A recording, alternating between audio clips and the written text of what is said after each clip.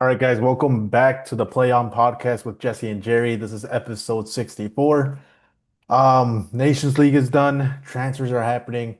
We have some TikTok questions prepared, and Jesse apparently has a pop quiz for me, which is interesting. Is that payback, I guess? But yeah, so far, this is the new content. We're trying to keep things fresh for you guys. But yeah, we'll get it started with Jesse's idol finally getting a trophy after 5 years. Well, what type of trophy? Because I think he's won a couple with Al Nassr. I don't know if that counts. Oh, they were like in the same boat, like friendly trophies. What what about with Juve? Because towards the tail end of 5 years, he was there for a couple. Well, last time he was with Juve, they didn't win the league, knocked out of the Champions League and Supercopa too. But what I can think of is like that Al Nassr. Again, it was a friendly competition. I remember Uh, I remember the title. But mm. no, they won the Nations League. Portugal came out and surprised Spain, which Spain was surprising everyone how well they were playing. Um, I don't know, man. Uh, I think they found the game plan, which was just overwhelming Lamine Yamal, but also I think Spain shot themselves in the foot, specifically the manager, by making really bad substitutions. And this is the second game in a row where he committed, I think, bad substitutions, but also like a bad lineup. Hmm. Because like the man of the match, clear without a doubt, was Nuno Mendes at left back. Like going forward, he was just feasting. He basically made Yamal sort of ineffective, as in like he couldn't attack because he had to defend so much because he was tracking back. Hmm. But then he was also covering for Mingueza, who was just getting cooked the entire night, really. Yeah, and I was very surprised that Mingueza started. As soon as I saw the lineup, I was like, oh, I guess he's going for more defensive. But then again, it's Mingueza. I know what he's capable of. I think Porra would have been a better situation, but yeah, it was horrific because that what was it? The second goal, like Lamine, of course, he didn't track back, but he thought he had Mingueza covering the space and like pushing the ball forward, he's just gonna grab it. Nope, Mingueza fell for like he was trying to anticipate a pass back, and Nuno Mendes just took advantage of the whole situation and got across. Granted, it did get deflected, but still, it's like. Why are you giving him that much space, especially with how great of a season he's having? Yeah, and throughout the whole game, Portugal basically just attacked that left side the entire time because Mendes was just on fire, and they just like kept feeding him. Yeah, and that's really the only source of attack they had, which is crazy because Spain had so many, and I'm so pissed that they didn't take advantage of Joao Neves playing at right back because he was getting cooked. Because Yeah, go ahead. yeah, because I was gonna say for both games, João Neves was very poor at right back, and I'm surprised that Roberto Martinez left him there for the final. Because Hmm. even the game before with Germany, he was not doing well. So I'm surprised Nelson Semedo didn't start at all. Yeah, and he was having Nico Williams was having all the space in the world. Lamine Yamal, granted, it was Nuno Mendes defending him pretty well. But on top of that, the Portugal game plan was just to surround Lamine Yamal with as many players as possible. So at one point, he was having like five players on him.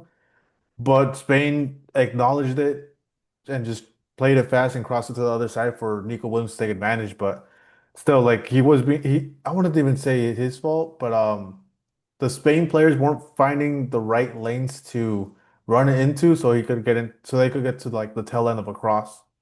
So. Like, yeah, that whole first half was all Spain.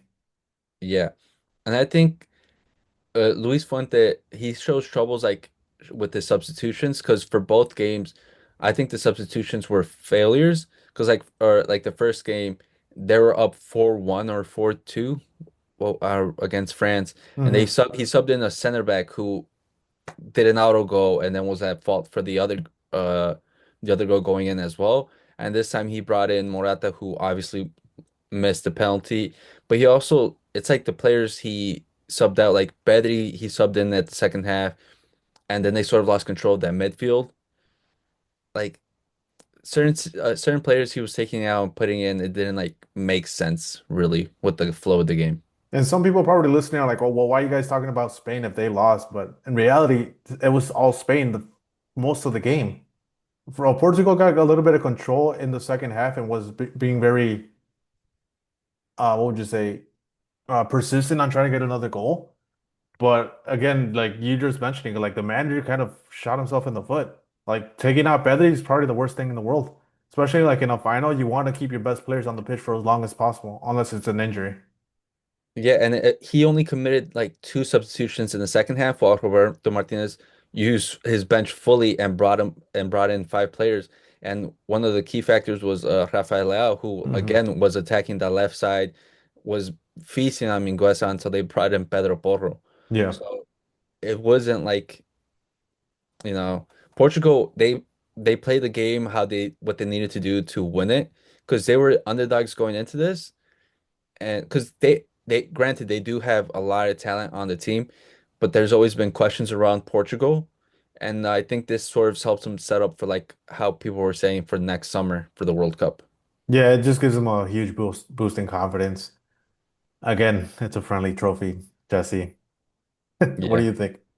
I think the only thing this does is help like mentality wise, Yeah, it does. because because Spain I still do think are like the best international team in the world currently, and Portugal haven't won against them in a long time. So just like getting that mentality change, like, oh, we can do it against them, I Hmm. think will be a huge boost for like next summer if they do go up against them. Like in the back of the mind, like we've done this before, we can do it again. I'm still just so confused why João Neves is playing as right back. Like they have good, he has good right backs. Like Dalot has done a really good job. Nelson Semedo's even playing really good. So why? I get you want the extra midfielder, but at that point, just play three center backs and put João Neves in the position he needs to play. But like he rectified the situation and yeah, corrected himself. And they again like they showed more of what they were capable of in the second half compared to the first half because the first half was horrific. Yeah.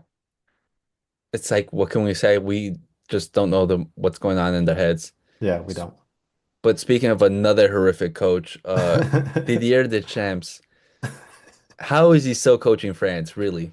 Can someone Dude, explain that to me? the lineup against Spain was shocking. Because why is It Rabiot was playing? Why is Lenglet playing? it's Like, it's a crime, really. I'm confused. Like, what the hell? And then your main man, which is Dembele, but he doesn't want to admit that, and probably Mbappe's ego is getting in the way. But play Dembele as a nine. He proves that he could play as a nine and is very threatening, but he doesn't do Yeah, it. yeah, the whole lineup was a mess because Dembele sure started in the middle. Mbappe has proven again, I've been saying this for a while. His best position is in the left wing where he can cut in, you use his speed, not go up against physical defenders. And then Due has shown that he could play either wing. So just start him on the right wing, have Dembele there, like just like how PSG is, except except Kvaratskhelia, you have Mbappe there.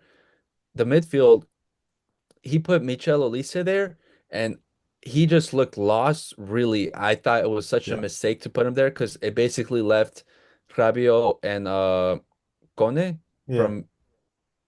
I just felt like they were just two against like the Spanish midfield, which is not what you want to be undermanned against Spain in midfield, especially. And it's Rabiot. I don't even need to say about that man. yeah. Like you could tell, it's favorites at this point. Like, why is he starting? Chouameni's Yeah. on the bench and he could play, but he doesn't want to play him. I don't know. But I've been saying it, Deschamps should have been fired a while ago. Sure, he got you a World Cup, but after that, it's just abysmal. Like that World Cup, he was just relying on straight up talent, not even tactics. It was the Pogba, Kante, and Mbappe show, and Griezmann, that World Cup. But yeah, he just shows like no awareness. At this point, I even prefer fucking Zidane to be in that team as a manager than Deschamps. And it's crazy because he's had multiple failures this year with the Nations League, considering like the talent that France have currently producing. Last year with the Euros, another failure. The World Cup, even then, it was mostly talent that got him where they were, nothing tactically. And the year before, the other Euro before that was also another failure. So he's had what one World Cup, and that's carrying him through years of failures. Yep, definitely so. I don't know. I don't know how much longer he's gonna last. Maybe this next World Cup, because I think right now you don't want to fire him. Just because, well, this is the mindset of the French Federation. Me, I would have fired him. But in the mindset of the French Yeah. Federation, you don't want to fire him at now just because the World Cup is next year and you gotta just stick with him until the end for now. But yeah, he's just one crash out away from. I think if he doesn't win the next World Cup, he's definitely leaving. Like there's no shot he's coaching for another World Cup after this one. Yeah, and especially considering that they could just put in Zidane there or Or even anyone Henri. else really. Yeah, Henri, anyone Gaiter, remember Gaiter from PSG? He kind of got axed from football. But yeah, there's just so many coaches available, and especially with France and like the pool of talent they have, it's special, and it's clearly showing that Spain caught up and they're taking advantage of their full talent pool compared to France. hmm Even though like they both have like very dodgy coaches, because still like it still baffles me. Like you have Dani Olmo on the bench, Fermin, you have Pau Cubarsí. It makes no sense. He has something against Barca players. I, I don't know, man. These international coaches, they just drive me up a wall. Oh, and this is off topic, I know, but going back to that Spain match, Hoyson, I thought I was pretty iffy about him. Like, oh, okay, he's a good player, like ball playing center back. Like, oh, he wasn't really showing much, but that man is a dog. He has He's insane ball playing capabilities, he's and really good. I've seen a couple people on Twitter say like, oh, like the Real Madrid player starting over the Barca player. It's like, no, Hoyton is a what is it, a left-footed Left, center back that's playing he's on a his preferred side. Like, yeah, you're he gonna plays on keep the him there. yeah, he plays on the left side. He's a left side center back, and then Kubarsi is like a right side center back. Because yeah, even Lenormand, he's playing at a good level. So I'm surprised even Spain doesn't play three at the back or like five at the back or like with wing backs because they have the squad to do that. But yeah, it's just these coaches, you don't know what to do. Because yeah, imagine that you could have that three center backs of Huijsen, Lenormand, and then Cubarsí. It's just that's an insane backline. Then you have Porro on the right, and I prefer Alejandro Balde on the left as a wing back. Well, it's crazy because for the past 2 seasons, arguably like two of the top left backs haven't gotten a start for Cucurella. Like last year, Grimaldo was in insane form and didn't get a start in the Euros. This year, Balde was having a great season. Sure, he had some injury troubles towards the end, but I think he was ready for Nations League. Still didn't get a start. Cucurella start or Yeah. Cucurella was there. So And then not saying even Cucurella played bad, but it's just yeah, still. there's like he's at a different level at the moment, and then you could even develop him further. And then there's even the question of like not calling up Inigo. If you want a right back that's not Porro or Mingueza, you have Eddie Garcia who could even play DM and just plays anywhere like a Swiss Army knife. But yeah, it's just that's the only reason the only reason I brought it up was because we're in the topic of incompetent coaches. But then I also went off and like praised Huijsen because yeah, he's insane. Yeah, he was good. I think both games he was really solid at the back. It was unfortunate that, goals happen, but Which is crazy too, because I'm trying to think. The first goal was just a great shot, but the second goal was like it could have been prevented if you had a competent right back. Or hmm even the goalie. I'm surprised he didn't come out, but again, the ball was taking like a weird spin, so you'll save him there. And even Cucurella, he didn't stand his ground. He kind of just got bullied by Ronaldo. That old man Yeah. strength. Yeah, it's crazy, dude. Got pushed around by a 4-year-old. Yep, yep. But yeah, what's the next topic? Is it the Uh, transfers? Transfers that's happened recently. Nuri, left back from Wolverhampton has been confirmed to Man City, as well as Ryan Cherki, who, speaking of France, yeah, he had a magical goal there. Yeah, dude. He was the game changer once he came in and played at his position, not like Olise, who's like just kind of got forced to play that position. But yeah, that technique he did to control the ball and just first time in it, like oh my God. But some of those passes that he was just sending through those narrow spaces, it's so it reminds me of old school tens where like they just produce magic. And hopefully with Man City, Pep doesn't, get take that away from him. Yeah, let's hope not. But yeah, they found the perfect replacement for De Bruyne, which I thought it was gonna be Firmino at first, but Cherki is just even better, especially at the price they got him at. I think it's 35 billion after add-ons. It's crazy. In this market for that much, Mhm. It's a robbery, And daylight robbery. he was cheaper in January too. They were trying Lyon was offering him to everyone for 20 million and no one took it. Yeah, it's a It's robbery. it's a robbery, and it's crazy because people are gonna say, "What about Foden?" That man outclasses Foden any day of the week. Yeah, like Turkey is a huge talent. I even put him up to the ranks of like in terms of talent and technique, probably Lamine Yamal, like up to there. He could even, I think both of those two could fight to become one of the best footballers in the world. So yeah, lucky Man City. I don't know what other clubs are doing. It's crazy. Yeah, I I would have loved him at Madrid, but we can't. We have no space for him, and I don't think it would have like fit into the squad. Would have made him more imbalanced, but it's just sad seeing him go to like another club, knowing how cheap he went for. Yeah, like I would have bought him and just loaned them out, you know. Yeah. But is what it is. Nudi, good signing. They needed fullbacks, and that's what they're kind of going for. So they got the left back covered. We'll see what they do with the right back position though, because yeah, there's still question marks about that. I think this is a good move in the case that it allows Gravado to move back to his natural position at center back. So like it strengthens them even more defensively. Until he plays them at center mid. And then, because Guardiola, I think he could easily play center mid or DM, like in a double DM, not being the main one, but like next to Rodri. That'd be insane. Yeah. But yeah.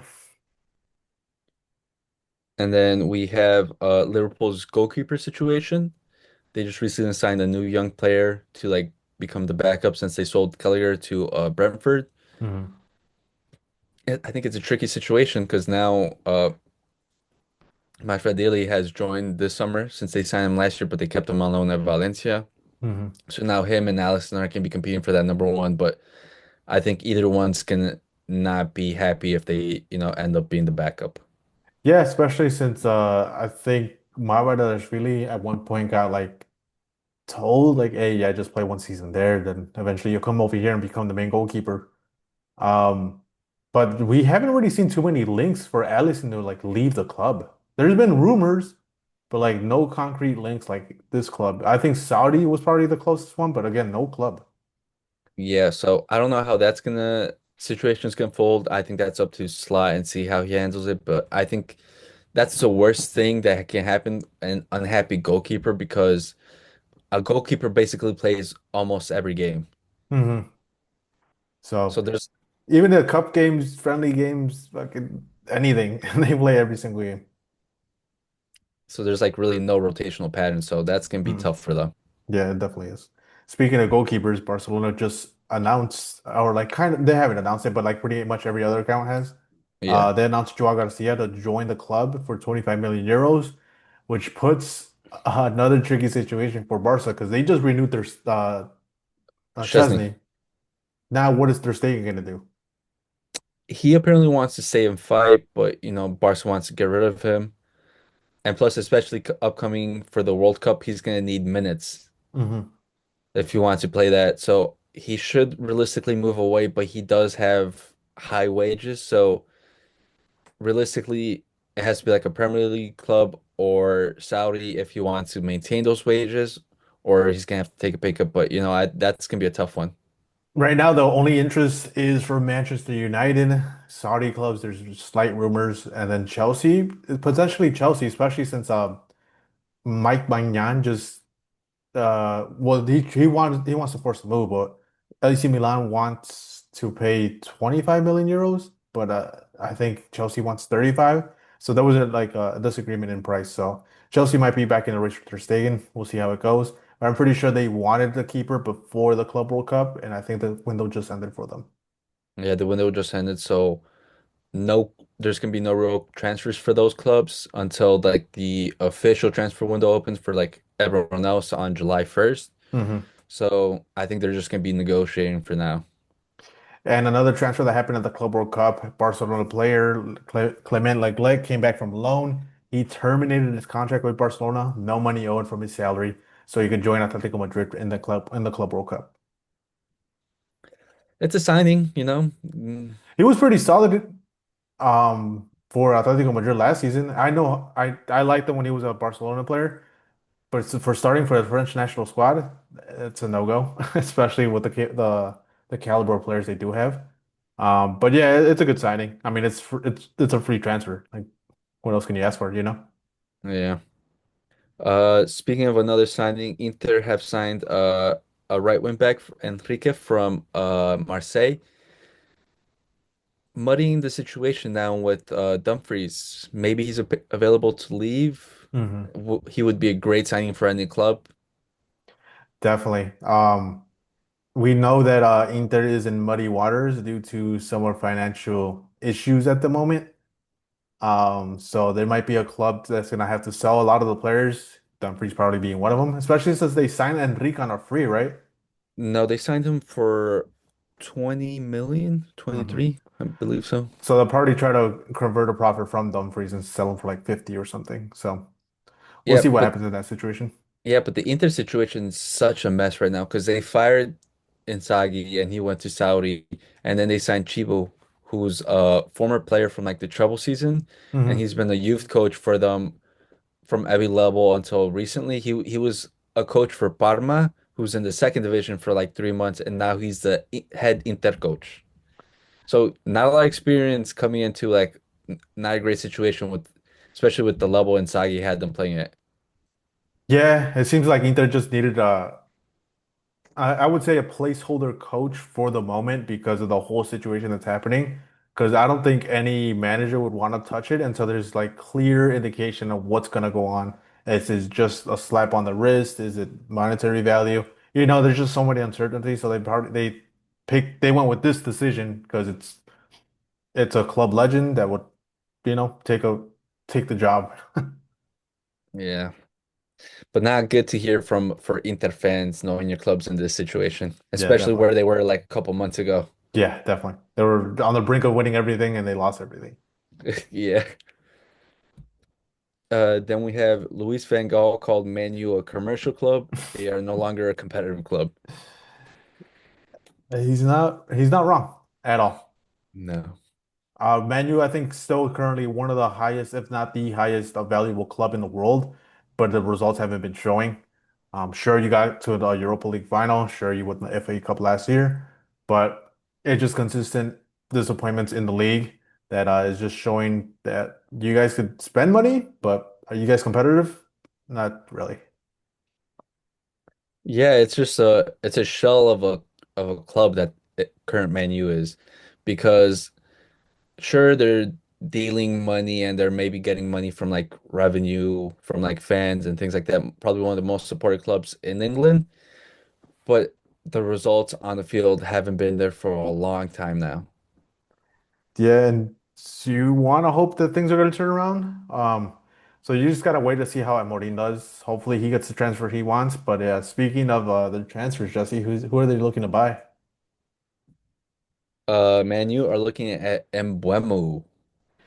And it's gonna be a bidding war apparently for that player. Yeah, because in other news, Ange has been sacked from Spurs, who we thought or we hoped they would get another season to, display his, managerial ability, but Spurs decided not to. The current favorite is Frank Thomas, and he's from Brentford, so he asked for Mbeumo as well. And now it has been quoted that he is asking, or Brentford is asking for around 80 million for him, which is not good if you ask me. Like, and Mbeumo is a great player. Don't get me wrong, but for 80 million, you could buy Nico Williams for like 60.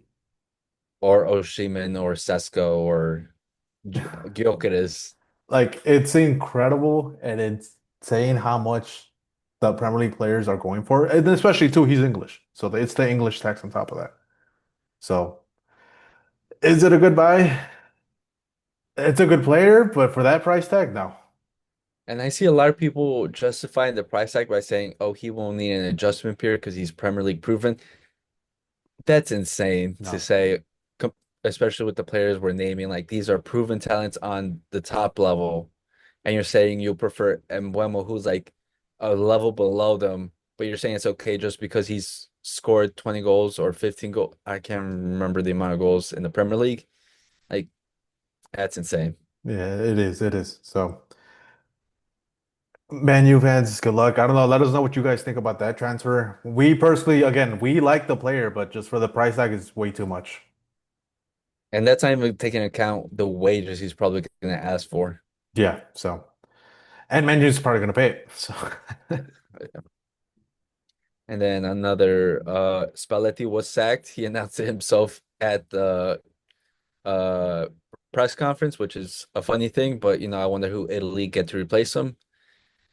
yeah, Uh and they have to like get things together because the right now the Italian Football Federation is in hot water because they're on track to lose and not qualify for the third straight World Cup.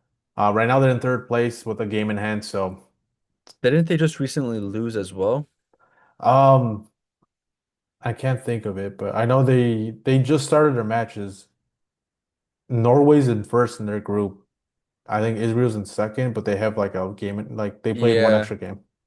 On Friday they lost 3-0 to Norway. And that's where he probably announces his firing. Yeah. He said he had enough of this. But yeah, Italy, you won the Euros and then curse yourselves for like a couple years. And again, I don't know. I thought they were gonna be in a good spot, but clearly they're not. Yeah. And then we have Jamie Kiddens linked to Chelsea. Great player, not a good team to move to because they have enough wingers. Yeah, it's just another situation where we've been making fun of Chelsea for a while now that they keep on targeting left wing, like as if it's a position of need, and they still keep going for it. At this point, like, when are they gonna get investigated? Because Jesus Christ, they're just, and it's gonna be a record fee. Oh, what the fee is a little bit more moderate than they've been spending, right? Yeah, it's can be more moderate, especially because as we mentioned previously, when the new coach took over, he wasn't getting as many minutes. Yeah, So I think it's set to be like around 50 to 60. So previously it was said maybe 100. So it's cut down drastically, but it's still a lot for a left winger that might be riding the bench because he might not get minutes. and still cheaper than Mbembo. Yeah, So that says a lot. yeah. And then other Dortmund news, they've recently signed Joe Bellingham. They don't want to miss out on the hype of the Bellingham brothers. So it's a good piece of business. Good player. 35 million, I think. I forgot the transfer fee, but Sunderland is doing great business because they're getting a 15% sell-on clause. So in case he Yeah. does go make a huge move somewhere, they're gonna get 15% of that. Yeah, and I think this is more of the Dortmund that we know where they've signed young players like because Job's I think only 19, Hmm. where they sign young players, bring them in, develop them, and then sell them on for huge fees. Previously, we haven't seen that in a while, so hopefully this is Dortmund getting back to the Dortmund that we know. Definitely. And then we have Real Madrid hijacking the Masantuono deal from PSG. It looked like he was all confirmed for PSG, but then Real Madrid stepped in and have confirmed his signing. Did they do the Guler situation where they paid a little bit more under the table to like the dad or the agent? No, apparently he really wanted to go to Real Madrid. He stopped all negotiations with PSG because he said, I want to go there. I'm just concerned. Again, Real Madrid doesn't have a great history with developing young talent, especially with that like stacked attacking force they do have. So we'll see how they do, and especially um, since Rodrigo hasn't been sold. Yeah. So I know that Rodrigo has said that he's gonna come in and talk with Xabi Alonso. He's demanding to play more left and centrally. He's tired of playing right wing or right middle. And I think Xabi Alonso, I don't know how he handles it, but I know he's okay with he wanted Mastantuono because he does want he mostly plays on that right wing. Hmm. And he said that Guller's not going to be playing there. He wants him more centrally, even sometimes at center mid. He's going to transition him more there. And so I think Macedonia might get some minutes there. But yeah, I don't know how Rodrigo fits in all that. Like I said, I think Xabi Alonso's situations can still be a mystery until we see it play out. But considering that Jude Bellingham is getting an operation on his shoulder and will be missing like an early part of the season, I think he's just covering his bases. Yeah. So it makes sense. The transfer makes sense a little, but still, I have my concerns with that. It might stump his growth, especially since he doesn't get the minutes because we've seen him with Henry. Um, but yeah, you still have players like what was it called? Like Raheem Diaz still on the bench. But yeah, Real Madrid fans will probably have to wait to watch Mastuando play until after the Club World Cup because Mastuando gets to play the Club World Cup with his club River Plate. Yeah. But also means that Nico Pass is probably not coming back, Yeah. and he might even be sold, which is sad for me because I think he's a great player.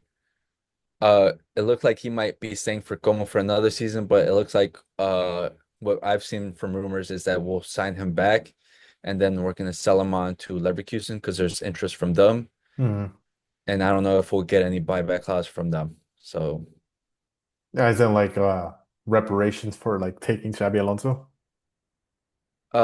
no, because they like Leverkusen are just offering I think the biggest fee because the Florian Wirtz leaving, so they're Nico Pass as replacement. Okay, makes sense. But it's under Ten Hag, so hopefully he doesn't ruin my boy. Hey, again, people leave Man U, they thrive. Hopefully. And then Real Madrid has also signed an Ajax kid or Hmm. Ajax Academy, a 16-year-old Moroccan. Uh, I forgot his name to be honest. But yeah, everyone's looking to get into the Moroccan talent pool. They have great ballers, honestly, so we could only expect from the best. And I think a lot of clubs were fighting for this signing too. So it's not like it's just some random kid. yeah, he's looks really good. Mhm. Hopefully he develops, especially now with Arbeloa in charge of the Castilla team. Hopefully he develops. Yeah. And then we also mentioned words to Liverpool is official now, 150 million with add-ons, obviously, but still a lot. Again, we talked about it last match. I'm not gonna beat a dead horse, but it's just a situation where it's a great player. This one is a world-class player, but just probably at the wrong club. Yeah, it's gonna be. I wonder how Slot figures the whole alignment now. Definitely. A player that doesn't get spoken enough of, Alexis Sanchez, one of the best players, if not the best Chilean player of all time. We're showing love to Alexis Sanchez, club legend for Arsenal. Barcelona love him because they stopped Real Madrid from getting in trouble, and he's single-handedly with his team in Chile has stopped Messi from getting multiple Copa Americas. Jesse, he just doesn't get spoken of. Yeah, you don't forget Udinese. He was also a club legend for them. Yep. I think he's still currently playing for them. He's just people don't speak about him as enough as they should. He was a great player for Barcelona. He was before Neymar, he was that trident with Messi. Uh, with Arsenal, he was competing to be the best player in the league, Hmm. competing against Hazard, going 1 for 1. Some might even say he even bested Hazard. He was top goal scorer for the Premier League. He was just overall a great player. He could play anywhere in that front three line. Yeah, and even playing at Arsenal at such a high level, it earned him a move to Manchester United, which was kind of the downfall of like somewhat of his career. But yeah, that's where like he started slowing down. But yeah, at one point, like there was talks of being the best player in the Premier League and during those times, and even carrying that Arsenal squad with Özil. So those were just great times and like great football when Arsenal was actually playing really good. Hated Yeah. Arsenal. Um, but yeah, we just feel like he doesn't get enough love, especially like dude, like you're beating Messi in Copa America finals back to back to back. I think how many Copa Americas did they win? I think three or two. Yeah, he was part of Chile's golden generation and he was the golden boy of it. And I think people might take away because when he went to Man U, some people say he went for the money. So people like diminish his reputation because of that. But I feel like that shouldn't take away from how special of a player he was on that field because his finishing was as great as like any other striker of the time because he was at Arsenal, he wasn't getting that many chances. It was just him and Ozil against the world, and Hmm. he was carrying the team. And that goal that's just engraved in my mind is still to this day. It's against Real Madrid when he was playing with Barcelona. When he just chipped the goalkeeper from outside the box, which at the time was Diego Lopez. Yeah. It's still like engraved in my mind to this day. Like it's one of my favorite classical moments. And then he just has so many unique things he brings to the pitch. He like reminds me, he's not Neymar-esque, but he does have a lot of like street football in him by the way how he plays. Yeah, he how would I say he wasn't like as flashy as Neymar, but there was still that roughness to him of like that South American style in him, Mhm. and it showed whenever he was on the field and he wouldn't, back down from any defender. And I'm not gonna lie, to this day, or when I play football more often, I would always roll up my shorts, specifically my right one, because I got it from Alexis Sanchez, and because he always rolls up his shorts. So to this day, he influenced me with like doing that. So yeah, make sure to show love to your boy Alexis Sanchez and tell us your favorite moments for him in general. Yeah, what a player. What has he done in Man U? I can't even tell you like a good moment from that. But, Let me look it up. oh Let my me God. see if Odinense, that's where he got a huge spotlight because I think he Colo Colo's where he started. yeah, then he The- went Udinese, then from there to Barca. yeah, and even the amount of goals he scored, it was like kind of incredible. Um, yeah, Barcelona, he played 88 games, 39 goals. Arsenal, 122 games, 60 goals. Man U, 32 games, 3 goals. Then he went to Inter Milan, had that stint, Marseille, Inter Milan, Udinese at the current club. But El Niño Maravilla, how they say. But yeah. Now, Jesse, I think you had a hot debate. Yeah, we have something that, I think should be said. Who was a better player, Eden Hazard or Gareth Bale? It has to be Hazard. Yeah, I want to know about that. I think Gareth Bale had, higher moments, was more of a clutch player, and you know, I think overall he's just a better player than Hazard. Like you said, he had his moments because I'm not going to take away from Bale. Like Real Madrid owes a lot to Bale because of a lot of the goals he scored and there were big moments, like a lot of the Champions League goals. I think, in my opinion, he scored probably the best Champions League goal of all time, which was the overhead kick from outside the box. He had a track back, so it was so hard to do. And to this day, it's super impressive. But Hazard is just a better overall player, Jesse. He was And carrying that Lille side at 18, winning the league with them. He also, what was it? He got named player of the tournament or like player of the league twice with Lille. Um, can't forget what he carried Chelsea and what he did for them, and probably gave him one of the best runs in that club's career or that club career, that the history of the club. Yeah, he was just doing so much. Yes, it did have a huge fall off when he went to Real Madrid. I know that's where you get like the sour taste in your mouth, Jesse. But yeah, it was just riddled with injuries after that point, just because how many knocks he was taking. But yeah, he was the difference maker for that team. yeah, I wouldn't know. You might say consistency for Hazard, but he was only consistently for Chelsea for 6 years and then maybe two for Lille. So that's 8 years. I feel like 8 years for superstar players we're talking about who he'd never really let's not take away his GAs, like goals and assists might not be like the most impressive and what he did on the field was great, but Gareth Bale always gave you those moments and he singularly had one of the greatest Premier League seasons of all time, the last season with Spurs. He was unplayable. He was insane. He was carrying that Spurs side to a level that they had never seen before. And then with Real Madrid, he was part of that trident with Ronaldo, Benzema, and him, and they were just deadly. And whenever it came to a final, he would show up and carry them, like the Copa del Rey final, that run against Mark Bartra. Some say he's still running. Like he would show up consistently, and plus his shooting power, or like his shooting was just crazy. The dip that he put onto the balls, his heading was great. His crossing is an underrated feature of him. Like, what could he not do? Again, it's probably dribble the way Hazard did. The way he was having like the defenders doing splits. So this day I remember like it was Zabaleta where he kept doing the body feint, body feint, body feint, and just Zabaleta didn't know where to go and just straight up split. Yeah, just Hazard just provides a lot. It's like again, it's like an eye test for football. Gareth Bale, yes, he's super athletically gifted. When you talk about the Mark Bartra run, where he's just constantly running until this day and just speed him in a full-on sprint. And then again, I mentioned my favorite goal that he scored in my favorite Champions, with the best Champions League goal of all time, was the athletic ability he did. But footballing wise. it's Hazard. I wish Hazard was in that Real Madrid team or even any other team, Barca perhaps, and he left Chelsea just to prove that point. Just because I think he took too many knocks from all the dribbling. But yeah, he Hazard would carry the ball from midfield and take it all the way to the end line and give an assist.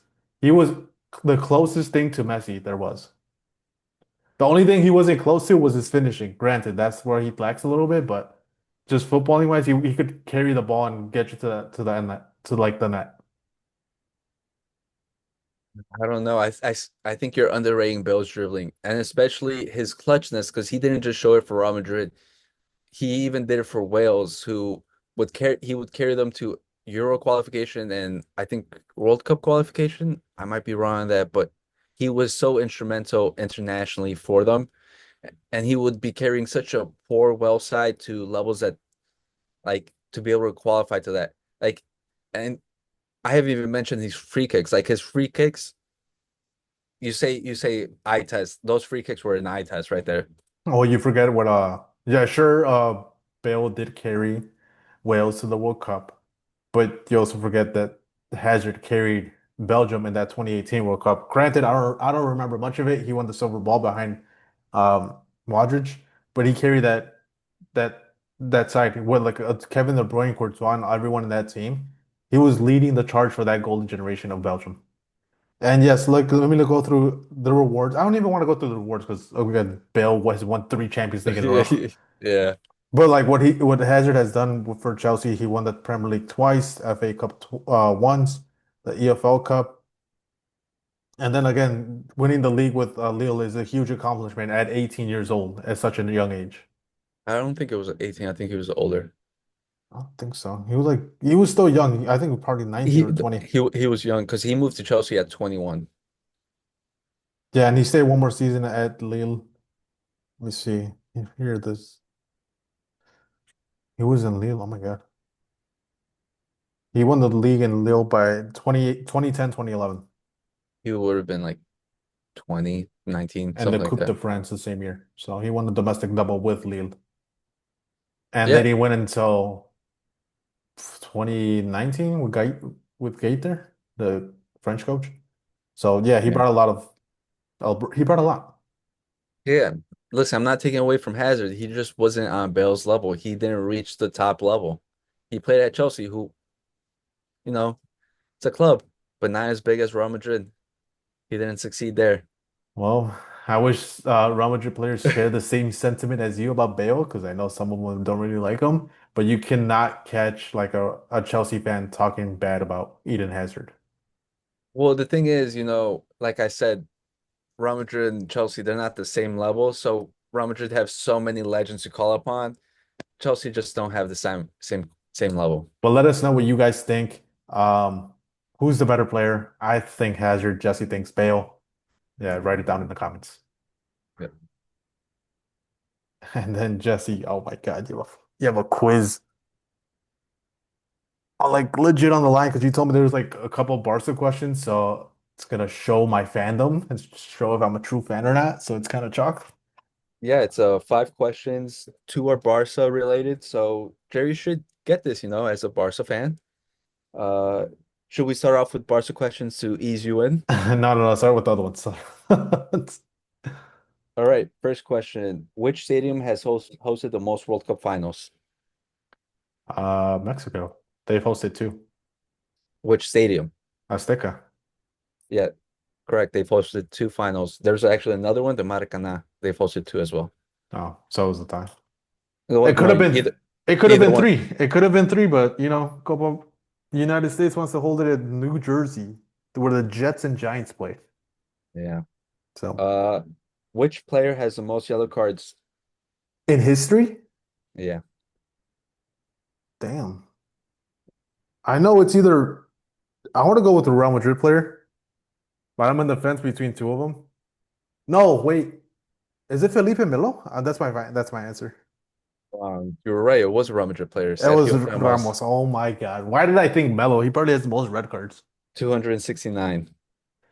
I should have went Uh, with him. Second place was actually a Mexican player, Jerry. Bonus points if you could get him. Miguel Herrera. Gerardo Rado, 228. Okay.